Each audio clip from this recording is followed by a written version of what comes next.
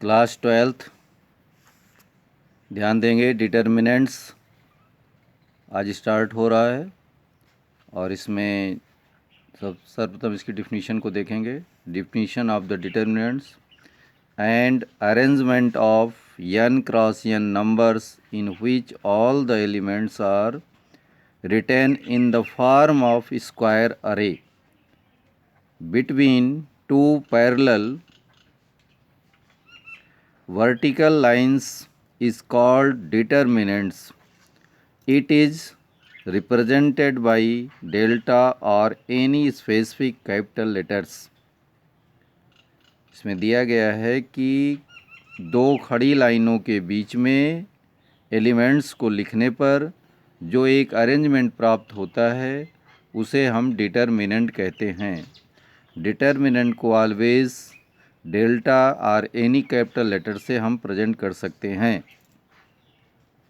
Expansion of determinants, एक determinant का विस्तार कैसे किया जा सकता है इसको आप देखें।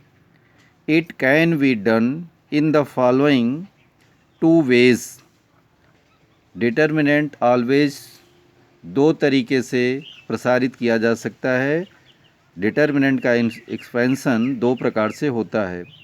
पहला तो है कॉलम के अनुसार, अलोंग फर्स्ट कॉलम। जैसे यहाँ पर ध्यान दें, लिखा गया है ए इक्वल टू, एक डिटर्मिनेंट आपको दिया हुआ है। पहले कॉलम में लिखा हुआ A1 A2 A3, दूसरे कॉलम में लिखा B1 B2 B3 एंड तीसरे कॉलम में लिखा C1 C2 C3। ये जो परपेंडिकुलर एलिमेंट्स हैं ये कॉलम्स कहलाते हैं और जो हॉरिजेंटल एलिमेंट्स हैं वो आपके रो कहलाते हैं, स्तंभ कहलाते हैं। जैसे A1 B1 C1 ये आपका फर्स्ट रो है, A2 B2 C2 ये सेकंड रो है, A3 B3 C3 यह थर्ड रो है। इसी प्रकार A1 A2 A3 पहला कॉलम है, B1 B2 B3 second column है, C1 C2 C3 third column है।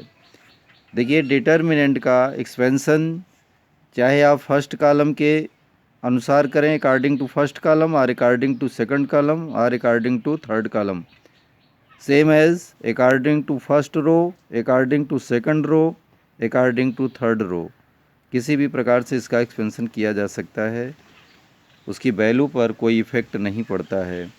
यहाँ पर जो एक्सपेंशन किया गया है अलोंग फर्स्ट कॉलम है ये। तो सबसे पहले कॉलम का पहला एलिमेंट A1 लेंगे और A1 के पूरे कॉलम को छोड़ेंगे और A1 की पूरी रो को छोड़ देंगे। उसके बाद बचेगा सेकंड रो में B2 B3 C2 C3। देखिए यहाँ पर लिखा हुआ A1 B2 B3 C2 C3। फिर माइनस का चिन्ह लेंगे, सेकंड एलिमेंट लेंगे A2 को लेंगे तो A2 पूरा रो छोड़ देंगे और A2 स्तंभ छोड़ देंगे, कॉलम छोड़ देंगे। फिर आएगा B1 B3 C1 C3। ध्यान से देखें इसको। इसी प्रकार A3 लिखेंगे तो A3 की रो पूरी छूट जाएगी और कॉलम पूरा छूट जाएगा। तो B1 B2 हमारे पास आएगा B1 B2 C1 C2 और फिर इनका डायगोनल गुणा कर लेते हैं। यहाँ पर ध्यान से देखेंगे डायगोनल गुणा कैसे करेंगे। A1 B2 का C3 में, B2 C3 में, B3 C2 में, और डायगोनल गुणा करके, मल्टीप्लाई करके इनको माइनस कर लेंगे। फिर माइनस A2, फिर B1 का C3 से डायगोनल माइनस B3 का C1 से डायगोनल गुणा होगा। इसी प्रकार प्लस A3 B1 का C2 से और B2 का C1 से डायगोनल गुणा होगा। इस प्रकार ये जो हमें प्राप्त हुआ ये हमारा along to first column expansion है डिटर्मिनेंट का। इसी प्रकार अलोंग टू फर्स्ट रो कैसे इसको करते हैं, इसको यहाँ पर ध्यान से देखें। देखिए वहाँ पर आपको दिया गया था फर्स्ट रो में है A1 B1 C1। तो पहला एलिमेंट A1 लेंगे तो A1 का कॉलम अर्थात स्तंभ को छोड़ेंगे और A1 की रो को छोड़ देंगे। इसमें अब आप देखें A1 रो जब पूरी छूट जाएगी, A1 स्तंभ छूट जाएगा तो बचेगा B2 B3 C2 C3 जो कि लिखा हुआ है। फिर माइनस B1 सेकंड एलिमेंट लेंगे तो B1 का पूरा कॉलम छूटेगा और B1 की रो छूट जाएगी। ठीक है, फिर यहाँ पर आ जाएगा A2 A3 C2 C3।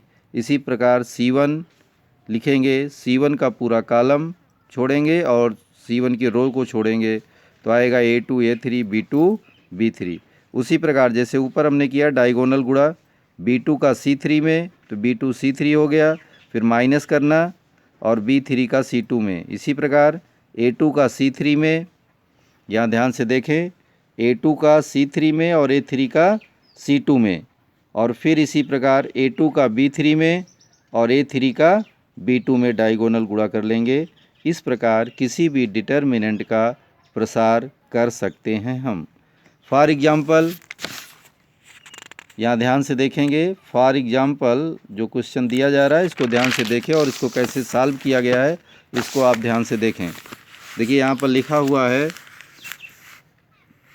147,258,369।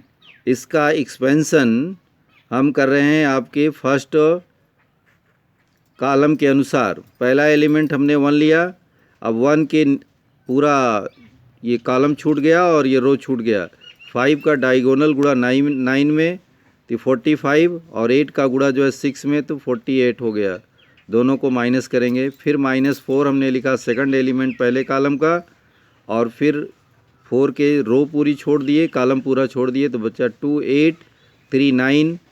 2 का मल्टीप्लाई 9 में तो 2 9 जा 18 -8 3 जा 24। इस तरीके से ये आया हमारे पास। +7 थर्ड एलिमेंट रो छोड़ दिया और कॉलम छोड़ दिया तो एलिमेंट बचा 2536। 2 का डायगोनल गुणा 12 और 5 का 3 में -15। इनको सिंप्लीफाई करने पर हमको मिला -3 + 24 -21 इक्वल टू 0 आ गया। ये इसका डिटर्मिनेंट वैल्यू हो गई। ठीक है, अब इसी के बेस पर आपको 2 क्वेश्चन होमवर्क में दिए जा रहे हैं। चाहे आप अकॉर्डिंग टू कॉलम इसका एक्सपेंशन करिए, अकॉर्डिंग टू रो करिए और इसका डिटरमिनेंट वैल्यू आप प्राप्त करिए। पहला क्वेश्चन है जिसके पहले कॉलम में है 67 39 81, दूसरे कॉलम में 19 13 24 और तीसरे में 21 14 26। इसी प्रकार सेकंड है 1 0 0 3 4 5 11 10 7। और इसका आंसर भी मैं दे रहा हूँ। पहले का आंसर आएगा -43 और दूसरे का आएगा 22। सभी भैया बहन इसको ध्यान से देखेंगे और क्वेश्चन को करेंगे और करके शीघ्रता से भेजेंगे। ठीक है, इसको ध्यान देंगे सभी, और सभी ऑनलाइन रहे, क्योंकि इसके बाद जब कभी समय मिलेगा तभी इसका रिवीजन हो पाएगा। इसलिए सभी ऑनलाइन रह करके जो भी प्रतिदिन पढ़ाया जा रहा है उसको ध्यान से पढ़ें और समझें। जहाँ कोई दिक्कत हो हम लगातार ऑनलाइन उपस्थित रहते हैं।